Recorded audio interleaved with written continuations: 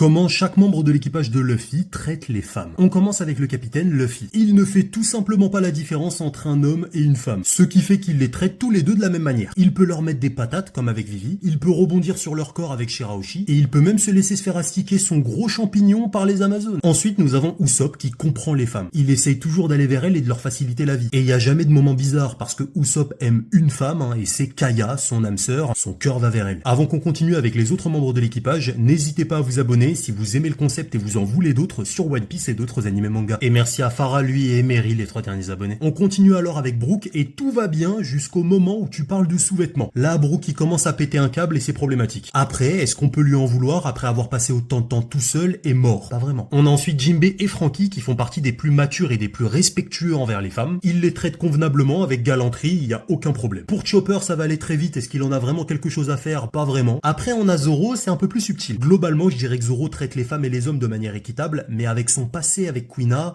c'est un peu différent. Déjà, ça lui a appris qu'une femme peut être extrêmement puissante, mais il y a aussi des petits moments un peu gênants du coup. Avec Tashigi ou notamment Iori, tu sens que Zoro il était pas très à l'aise. Et puis on a notre gros bandeur de meufs, Sanji. Il traite les femmes avec tellement de respect que ça devient une obsession.